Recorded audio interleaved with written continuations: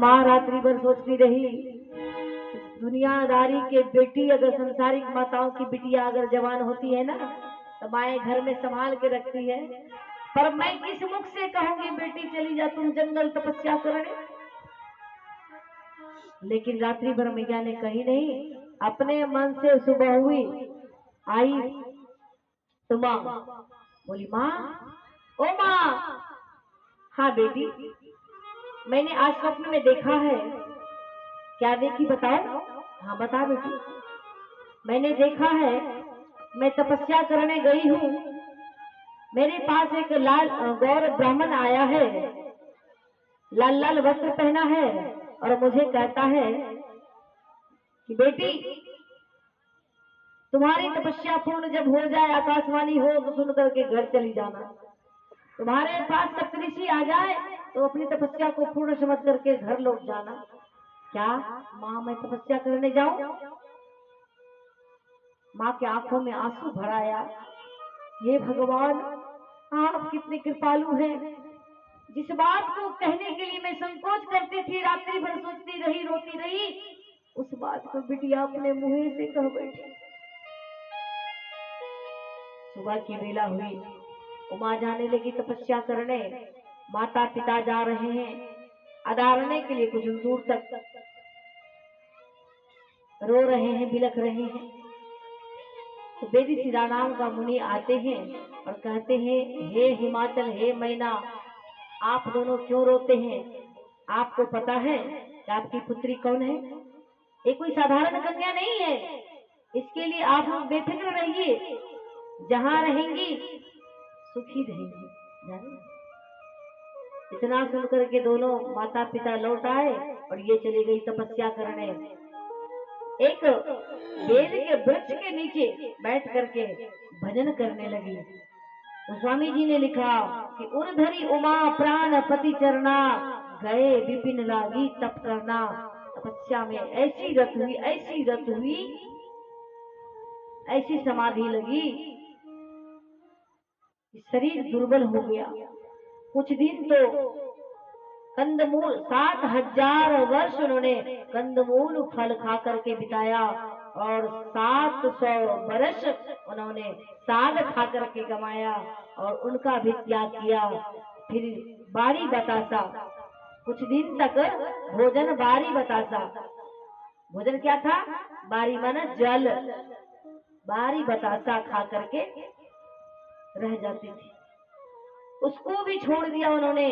तो जिस वृक्ष के नीचे बैठी थी, उस वृक्ष के नीचे जो वृक्ष से बेल की पत्ती पकी पकी गिरती थी सूखी, उसी को उठा के खा के रह जाते थे। इसलिए उनका नाम पड़ा अपर्णा, जिसको हम लोग अन्नपूर्णा के नाम से जानते हैं। बोलिए अन्नपूर्णा मैया की। धीरे धीरे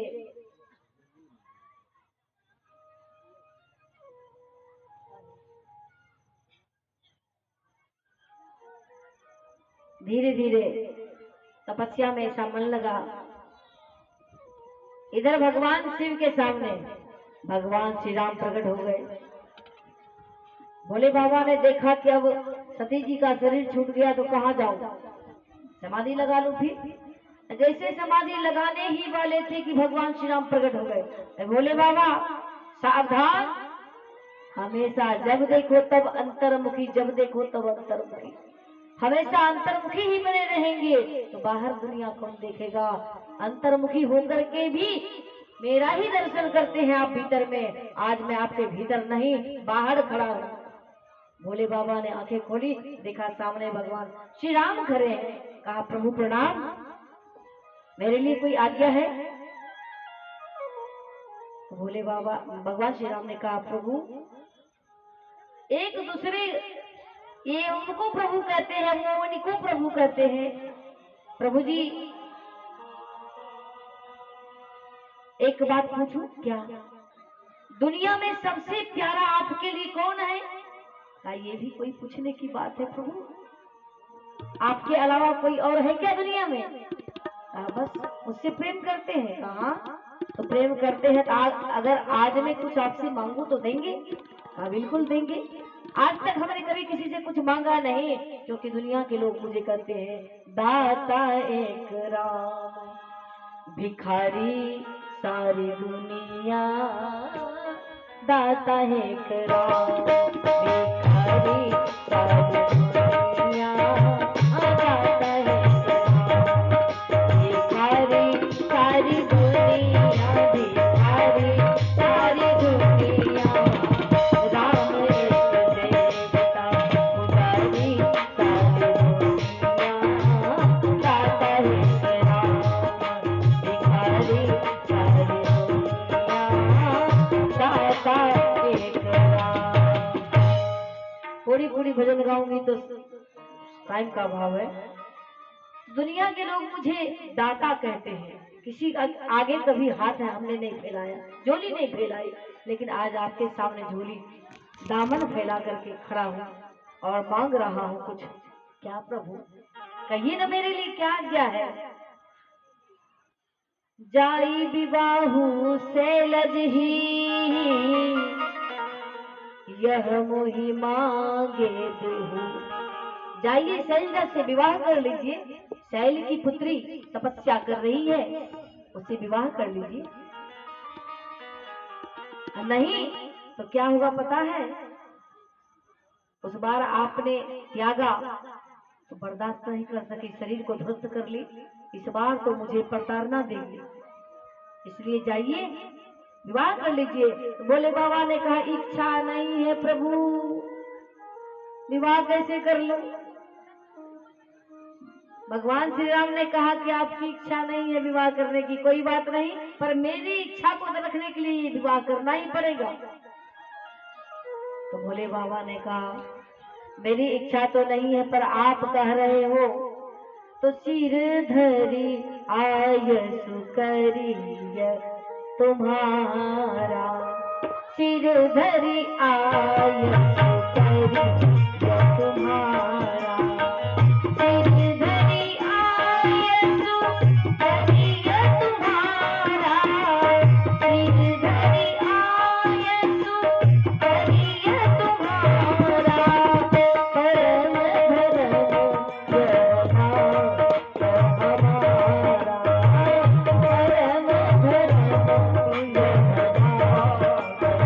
हमारा, परम धर्म यह भाव आपकी आज्ञा सिर पर धारण करता हूँ प्रभु, सिरोधारी। भगवान राम ने कहा नहीं नहीं नहीं नहीं, हरि राम मेरी आज्ञा को आप सिर पर धारण मत करो, तो क्या करो, कहाँ रखो।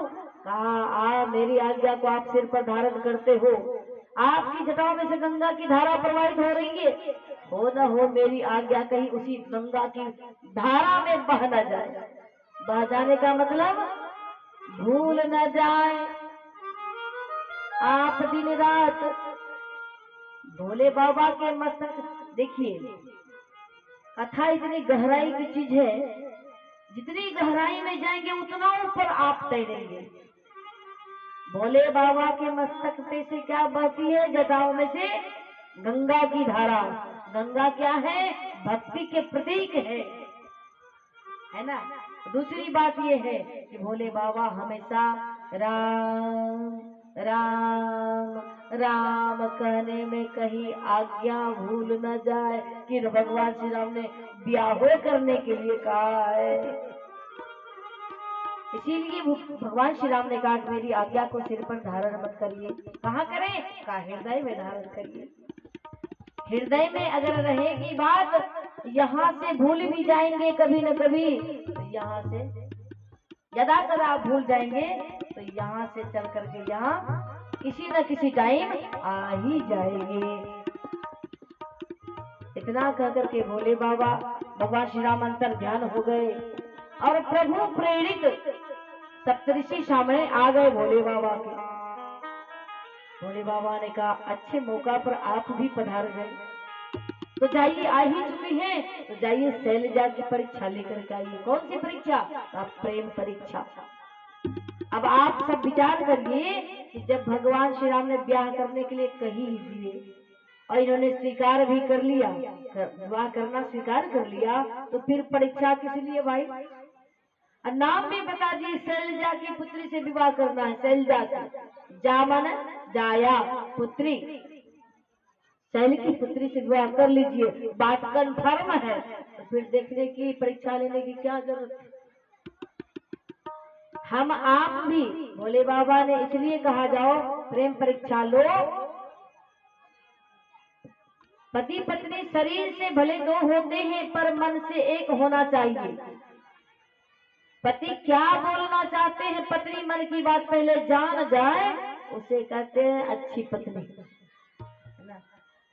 एक मन होगा तभी तो जानेगी, और कहीं मन दो हो तब। इसलिए भोले बाबा कहते जाइए प्रेम परीक्षा लेकर के आई। सती जी गए, सप्तऋषि गए, कहा जहां तपस्या करने, वहां जाकर के उन्होंने देखा कि तो पूछ बैठा, हे देवी आंखें खोलो, मैं आपकी तपस्या से अत्यंत प्रसन्न हूँ, वरदान मांगो। आंखें खोलो देवी, आंखें खोलो।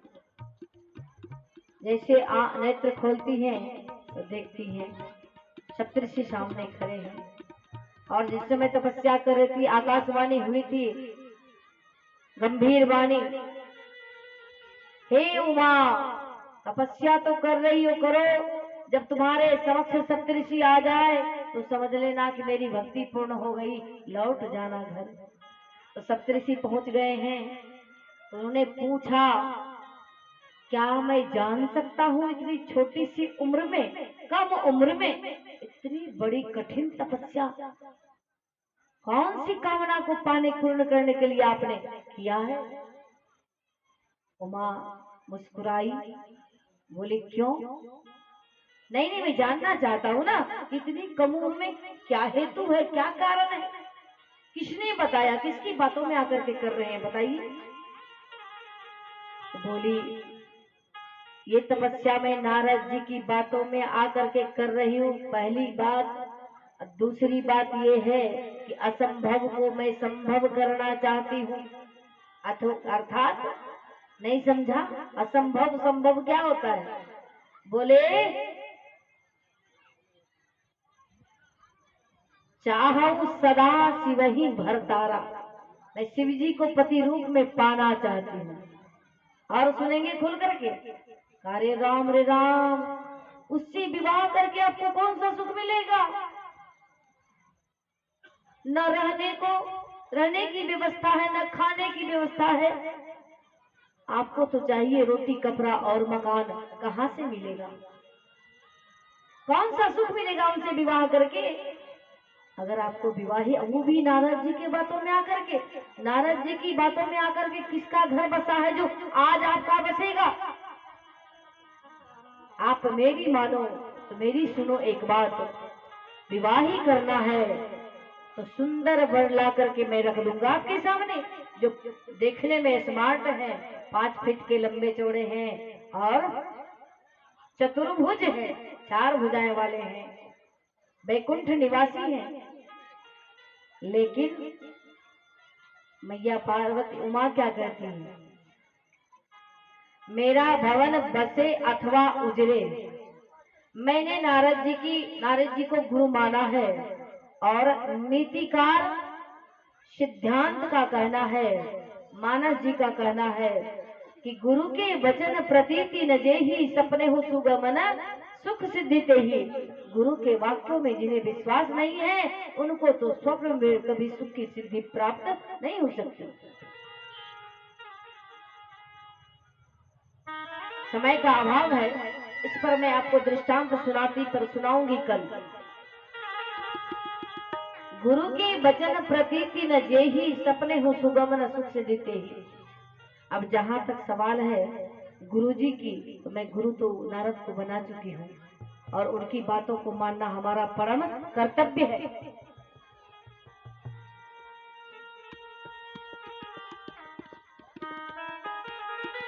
बसाऊं भवन उजराऊं नहीं डराऊं, इससे मुझे डर नहीं लगता कि मेरा भवन बसेगा कि उजरेगा।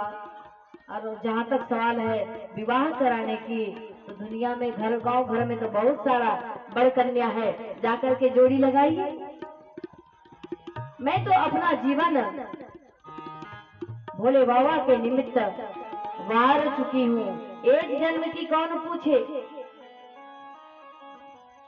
कोटि जन्म लगी रगर हमारी,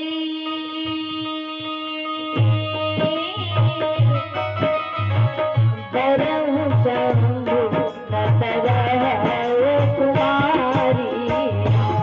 सिया राम सिया राम, हाथ लगा के बताइए। राम सिया राम सिया राम, जय जय राम। राम सिया राम सिया राम, जय जय राम। राम सिया राम सिया राम। जन्म कोटि लगी रगर हमारी, बरऊ शंभु न तरहु कुमारी। इसको कहते हैं एक निष्ठ प्रेम। एक साधे सब सधे, सब साधे सब जाए। दिल दो किसी एक को, दिल दो किसी एक को, वो भी किसी नेक को। ये कोई कांच का टुकड़ा नहीं जो बेच दो अनेक को। भले बैकुंठ निवासी गोरे लाड़े हैं, चतुर्भुज होंगे, बैकुंठ निवासी होंगे, शंख चक्र धारण करने वाले होंगे, पर मेरा मन तो उसी शंभू में लगा है, शमशान वासी में लगा है। तो भले किसी का पति गोरा हो, मेरा काला ही क्यों न हो, मुझे सुख तो उस काला से ही मिलता है। जेही के मन रम जाही जहां, तेही तेही सन काम। जिसका मन जिसमें रमन कर जाता है, उसके लिए वही बढ़िया होता है। भला है बुरा है जैसा भी है मेरा पति। आइए, भला है बुरा है जैसा भी है मेरा पति, मेरा देवता है। मेरा पति मेरा देवता है, मेरा पति मेरा देवता। इसलिए सच्चे आशिक कभी बहकाए नहीं जाते। सुना है आपने, सच्चे आशिक कभी बहकाए नहीं जाते। कदम जो आगे बढ़ाते हैं कभी हटाए नहीं जाते। सच्चा प्रेमी बनना है। एक मैं भजन इस पर गाया करती हूँ। मैं तो निवेदन करती विवाह करवाऊंगी, अच्छा शॉर्टकट में। लगन तुमसे लगावे